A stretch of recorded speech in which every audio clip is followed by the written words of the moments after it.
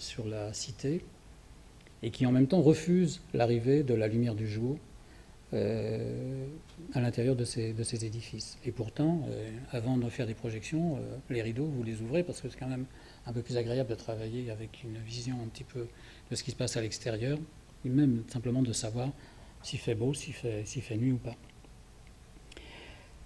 Et puis, une autre question, c'est est-ce qu'il n'y a pas une alternative aux sacro-saintes salles polyvalentes et à l'agencement tout à fait traditionnel, quand on a plusieurs salles à poser les unes à côté des autres, de les mettre, qui doivent fonctionner, je veux dire, dans un grand complexe culturel, soit aux États-Unis, en Chine, en France. Pourquoi on les pose les unes à côté des autres? Est-ce qu'on ne pourrait pas imaginer des choses un petit peu plus sophistiquées? Alors, il est clair que la symétrie, c'est la première question qu'on m'a posée en tous les cas. Je dis à moi parce qu'à ce moment-là, il n'y avait personne d'autre. Donc, et c'était un architecte que je ne connaissais pas. Il ne débutait pas pourtant, mais c'était un architecte que je ne connaissais pas. Je suis désolé, je ne suis pas un architecte, je suis ingénieur. Donc ma connaissance de l'architecture, ça s'est fait au travers des architectes que j'ai pu rencontrer. Alors j'ai eu du pot, j'ai rencontré des bons architectes. Donc je connais un petit peu de l'architecture, mais à ce moment-là, je ne connaissais pas grand-chose. Et l'architecte qui m'a posé la question, c'est Rem Koolhaas pour le Palais des Congrès de Lille. On débutait, ça fait un an, on n'avait pas encore fini les travaux de l'Opéra de Lyon. Et donc il avait ce projet dans lequel il était conçu au départ. Ça, c'est la première maquette qui a été présentée au maire de Lille. Et dans la partie congrès, vous avez un ensemble de salles, donc selon les niveaux qui sont là et là. Au niveau du concours, vous aviez une salle avec des allées. Comme c'était une salle dissymétrique, Rem Koolhaas avait présenté un plan d'organisation qui ne le satisfaisait pas, qui ne le satisfaisait absolument pas, mais qui permettait au moins de présenter quelque chose au niveau du concours. Et donc il m'a posé la question de savoir si on pouvait faire autre chose que ça avec le truc. Alors, j'avais déjà travaillé sur des salles de congrès. Je savais que la partie la plus intéressante d'une salle de congrès, c'était de l'innerver avec des allées qui ne soient pas des grandes allées avec 16 personnes comme on peut le faire, ou beaucoup plus maintenant, mais plutôt avec des petites allées. Donc j'ai commencé par redécouper son plan en fournissant des petites allées. Et comme il me voyait vraiment beaucoup hésiter, il m'a dit, mais je peux te donner une idée. Il revenait toujours de Rotterdam à Lille avec sa DS, comme ça, il passait à côté de champ de blé, et il avait dû voir un orage. Il me dit, j'aimerais bien que ma salle, ce soit un champ de blé après l'orage. Il m'a fallu quand même une vingtaine de TGV entre Lyon et Lille pour intégrer la notion. Je disais, il est fou, il est sérieux, et je lui ai fait voir des choses, mais ça n'était pas satisfaisant. Donc un jour, dans le train, j'ai pris des ciseaux, puis j'ai découpé le petit schéma que j'avais fait là, puis vous voyez, j'ai fait des petits bouts. Puis je les ai déplacés les uns par rapport aux autres pour faire quelque chose comme ça, avec une allée extrêmement sensuelle qui est au milieu et des allées très rigouristes, quelque chose de très très rigoureux au milieu. Et je lui ai fait voir ça, il a dit « Ouf, mais c'est bien mieux que le champ de blé, c'est la tectonique des plaques. » Donc voilà, une salle tectonique des plaques. Je vais vous faire voir le résultat visuel un peu plus élaboré, un peu plus sophistiqué, avec les niveaux. C'est très compliqué à mettre en place parce qu'on a des problèmes. Et vous pouvez voir aussi une autre salle ici qui est encore un peu plus rigolote, qui elle reprend un théâtre romain classique, un arrangement totalement classique, mais simplement comme si, avec un bout de scène, c'est comme s'il y avait une espèce de météorite ou une boîte, une très grosse boîte qui était tombée sur un bout et qu'on n'en avait gardé qu'une partie du truc. Alors la boîte évidemment en plus elle est tordue dans tous les sens. Donc voilà la salle que ça a donné, parce que tout le reste était à l'avenant. Je veux dire, à partir du moment où on s'est permis de faire des choses un petit peu étranges et singulières au niveau du dessin de la salle, de l'arrangement des sièges,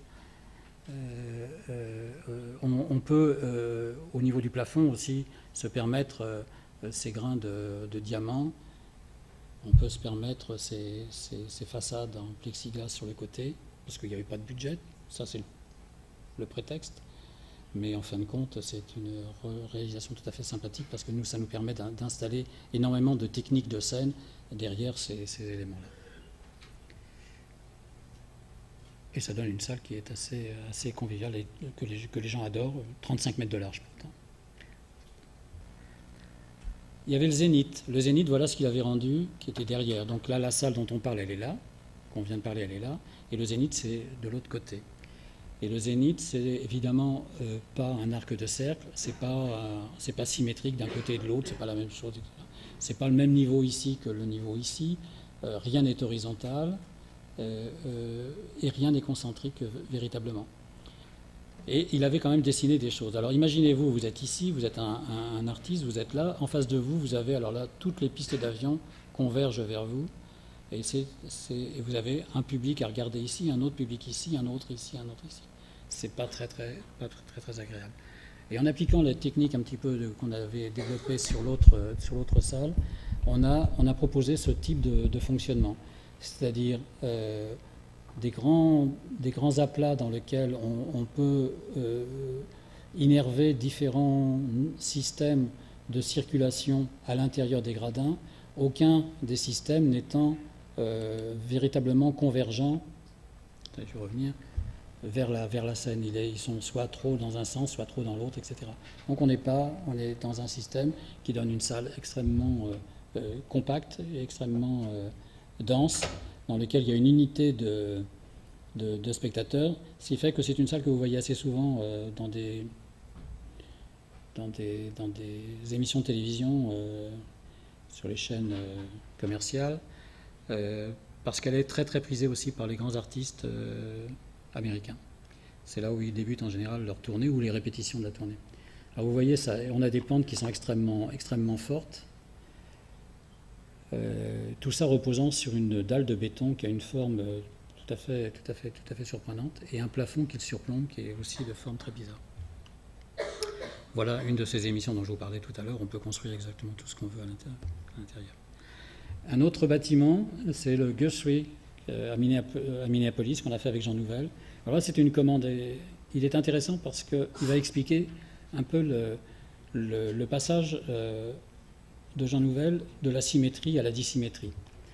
Vous comprenez bien que je ne peux pas aller voir Jean Nouvel et puis lui dire, tu sais, on a fait un truc super rigolo avec Rem Koolhaas, ce serait bien que tu le reprennes, etc. etc. Donc ça, c'est impossible. On ne peut pas. Ça s'appelle des égos, je crois, qui sont un petit peu compliqués à manager. Donc on a eu la chance de faire ce bâtiment-là, qui était une commande qui, en fait, nous demandait de reprendre un théâtre existant et simplement d'en améliorer le fonctionnement. Donc le théâtre existant, c'est un théâtre à l'Elysée-Béthène qu'on appelle le Guthrie Theater parce que c'est Guthrie qui l'a dessiné. Voilà le plan du parterre. Mais en fait, c'est un parterre qui est un petit peu bizarre parce qu'il a une espèce de coupure à cet endroit-là, avec ici une pente très grande et ici une pente très faible. Mais rien n'est symétrique. Il n'y a aucun système qui se répond de l'un à l'autre. Vous voyez que les pentes ici sont très faibles, ici les pentes sont très importantes. Vous voyez, ça c'est l'endroit, ce qu'on appelle l'alpine, et ici on a quelque chose de beaucoup plus plat, surmonté d'un balcon qui lui continue la partie alpine de la salle. Et voilà la salle que ça donne.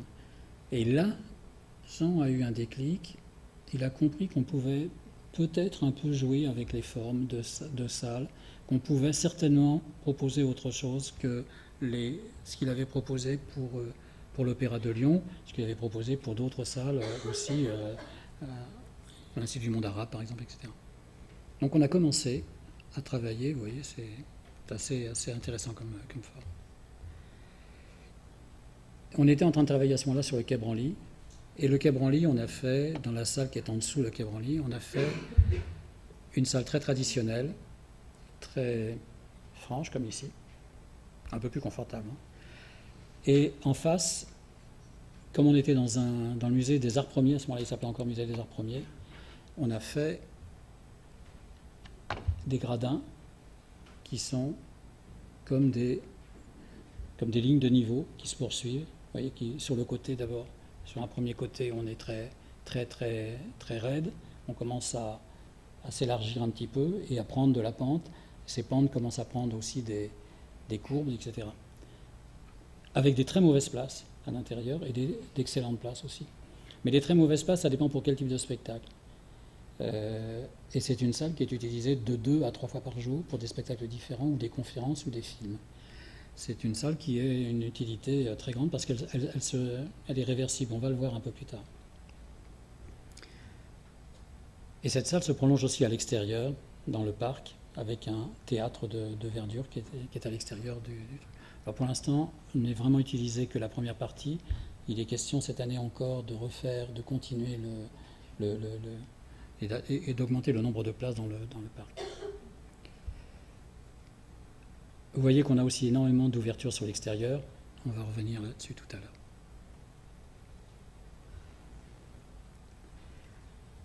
Juste après, toujours avec Jean Nouvel, on a eu le concours de la Philharmonie de Copenhague. Une grande salle philharmonique à Copenhague de 2200 places, avec 3 studios de répétition très importantes. Et quand on est allé faire le repérage avec l'assistante de Jean, au moment du lancement du concours, on nous a présenté un grand champ comme ça, c'était plein de flottes, assez marécageux, en nous disant ici il va y avoir un métro, le métro il est là, métro aérien, et vous avez un petit bout là ici, et de l'autre côté il va y avoir un autre grand studio, et de l'autre côté il va y avoir... Et quand on est arrivé il n'y avait rien du tout. Et Jean a voulu, il le dit, en ce moment, vous pouvez lire dans la littérature, tout ça, c'est pas des confidences que je vous fais. Il a dit, je vais me tourner complètement le dos, je vais tourner le dos complètement à toutes les constructions qui sont autour parce que je ne les connais pas. Le paysage est absolument pas intéressant. Mais on lui avait dit, il y a une chose qui est très intéressante, c'est la lumière là-bas. Et donc je vais mettre un bâtiment entièrement transparent.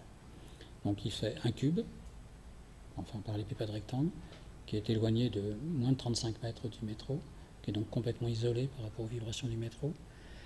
Et à l'intérieur, je vais mettre la salle. Vous voyez là, on voit très bien la proximité du métro avec cette salle. Et on aperçoit derrière, là, ici, la salle, qui est à l'intérieur de cette peau transparente bleue. Et on nous avait donné encore comme exemple à prendre, comme très bon exemple à prendre, la Philharmonie de Berlin. Donc on a pris la Philharmonie de Berlin. On n'a pas bien compris pourquoi il y avait une seule petite partie qui était dissymétrique, et pourquoi ici ils avaient mis l'orgue, alors qu'ils auraient très bien pu mettre comme traditionnellement l'orgue ici. Et on s'est dit, mais pourquoi on ne renverserait pas le système? Quand je dis on, c'est vraiment Jean et son scénographe à l'époque était Jacques Lemarquet, avec qui on a toujours collaboré sur tous les projets de Jean Nouvel. Et Jacques Lemarquet souhaitait absolument remettre l'orgue là et d'avoir un système complètement symétrique et de reprendre presque totalement le truc, mais Jean voulait supprimer ces grands aplats qu'on voit à l'intérieur de Berlin. Et donc, on a fini par trancher sur une salle complètement dissymétrique. Donc il n'y a que la scène qui est symétrique, et encore, c'est pas tout à fait les mêmes rayons de chaque côté, c'est des choses c'est des cercles qui s'agrandissent, hein. C'est pas on change de centre pour chacun de ces cercles. On a des angles, des murs de réflexion acoustique qui ne sont pas perpendiculaires, mais qui sont inclinés par rapport à l'axe théorique de la salle. Vous voyez celui-là n'est pas symétrique à celui-là et celui-là, il n'y a que ceux-là qui sont symétriques. Voilà. Si on refait les deux, si on pose les deux projets l'un au-dessus de l'autre, voilà le projet tel que les deux projets, comment ils s'assemblent l'un sur l'autre. On a un volume qui est comparable, on a des murs de réflexion qui ne sont pas tout à fait avec les mêmes angles, mais qui sont à des distances similaires. Donc on utilise la même base théorique au niveau acoustique, mais on crée des choses très différentes. C'est-à-dire qu'on a créé des espèces de canyons à l'intérieur de la salle qui permettent à n'importe qui de pouvoir rejoindre n'importe qui, n'importe où dans la salle. Il y a un autre canyon ici qui permet de redescendre, etc. Donc on est tout le temps dans une continuité de circulation et on n'est pas tenu par 15-20 portes pour arriver à chaque fois au petit balcon ici, à l'autre petit balcon qui est là, etc. On n'a que 3 accès dans cette salle.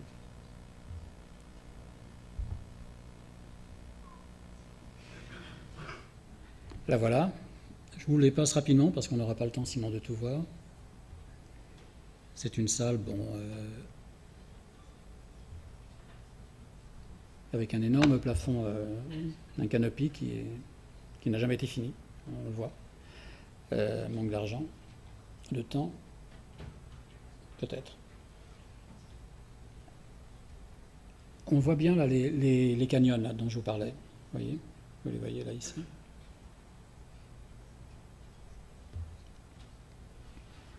La scène. Ça, on va le retrouver dans presque toutes les salles de concert qu'on va faire. On va le retrouver par exemple avec Herzog de Meuron, à Hambourg,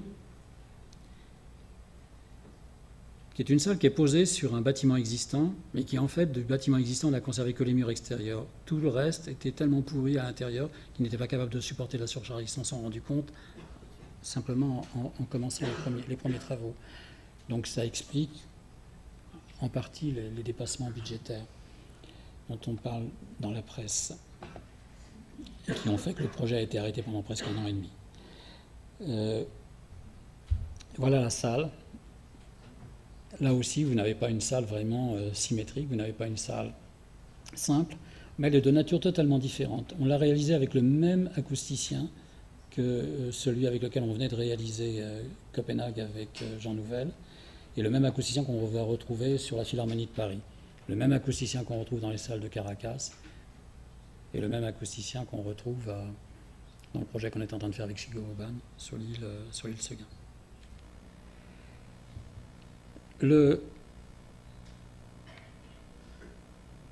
La salle, on était très contraint par une enveloppe extérieure. Le bâtiment, il est trapézoïdal. Les murs extérieurs sont ceux qu'on voit ici. D'un autre, ici, on a un hôtel et de l'autre côté, un immeuble. Et donc, le principe a été, pour pouvoir glisser ces circulations verticales qui, en même temps, ne sont pas complètement verticales, mais qui se succèdent les unes après les autres dans cette direction-là. On a fait tourner les plans, les niveaux successifs, on les a fait tourner comme vous avez pu le voir sur cette petite animation. À chaque fois, en les agrandissant, évidemment, puisque c'était des balcons, donc ils ne pouvaient pas se superposer verticalement les uns des autres, mais on les a écartés au fur et à mesure, et on a réussi de cette manière-là à trouver cette salle, qui effectivement est une salle qui tourne de quelques degrés à chaque fois. On va le revoir peut-être au niveau ça c'est les surfaces utilisées par les volumes acoustiques sur les plans acoustiques. Donc lui aussi, l'acoustique tourne, c'est-à-dire c'est tout à fait exceptionnel qu'on ait réussi à avoir ça de la part d'un acousticien. On a quelque chose qui est extrêmement complexe à modéliser. Bon, je vous fais voir quelques vues qu'on fait.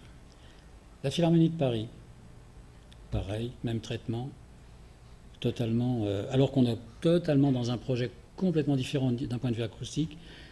Effectivement, il y a l'acousticien Toyota, le japonais, qui est avec nous, et du côté de Jean Nouvel comme son conseiller personnel, mais on a pris dans l'équipe de maîtrise d'œuvre un autre acousticien qui s'appelle Marshall, qui est un acousticien néo-zélandais, 80 et quelques années, qui est un type fantastique avec lequel on fait plusieurs projets en Chine actuellement.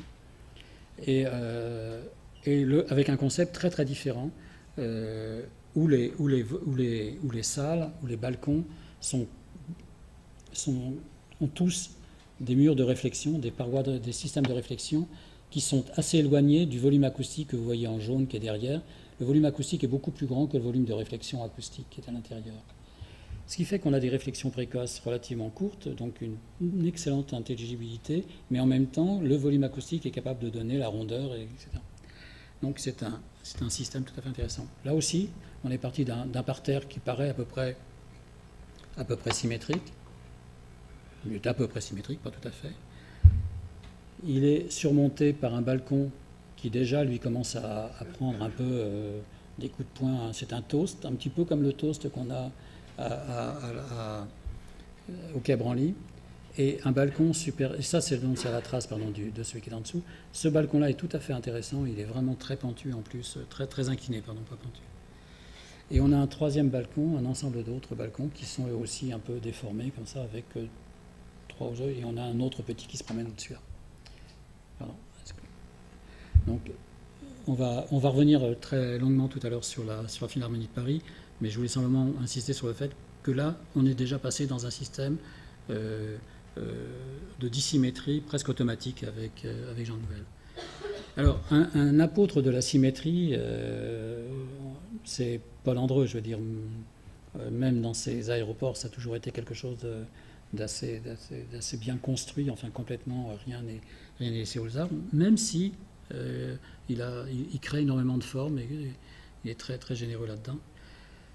Voilà la salle qu'on vient de faire avec lui à Jinan, une salle d'opéra de 1800 places ou 2000 places, je ne me souviens plus. Avec un acousticien qui est un acousticien belge. Et on a travaillé là aussi sur la dissymétrie. Vous voyez les balcons, il y en a un qui est incliné comme ça dans cette direction-là, au-dessus il est incliné dans l'autre direction, l'axe étant dans cette direction-là. C'est-à-dire qu'on a un parterre qui est à peu près symétrique, les balcons ne le sont pas du tout. Là on le voit encore mieux quand on est, ça c'est dans une photo pendant la construction, on voit très très bien toute la richesse des formes qu'on peut obtenir sans que ça nuise en quoi que ce soit ni à l'acoustique, ni à la visibilité. Et par contre, ça améliore terriblement l'existence des artistes quand ils sont là-dedans, parce qu'ils ont des balcons qui dansent un peu au-dessus d'eux. Ils n'ont pas des balcons qui sont trop rigides. Ça, c'est tout. Alors, un tout petit passage pour dire aussi évidemment que le métier de base, c'est quand même ça, c'est de définir tout ce qui est caché au public. Et voilà, là on voit dans cet immense plateau de cette immense salle tous les équipements scéniques qu'on a pu mettre en œuvre, qui sont extrêmement sophistiqués, élaborés, qui ont été réalisés par des entreprises chinoises, tout à fait intéressant. Concernant la dissymétrie, je voudrais avoir deux projets sur lesquels on est en train de travailler aussi avec des Chinois. Là, c'est dans la montagne, mais c'est à 1800 mètres d'altitude, dans le Yunnan. Et c'est un lieu dans lequel il va y avoir un spectacle. Le spectacle commençant sur cet espace-là en fin de journée, avant le coucher du soleil. Voilà en gros l'ambiance qu'il y a. Et donc, il va se positionner à cet endroit-là, devant cette grande porte-là. Ensuite, les portes vont s'ouvrir. Ça, c'est quand on est dans le cinéma. Les portes vont s'ouvrir et à l'intérieur, on va trouver une salle qui est en cours de définition, mais qui est un petit peu de cette acabit-là.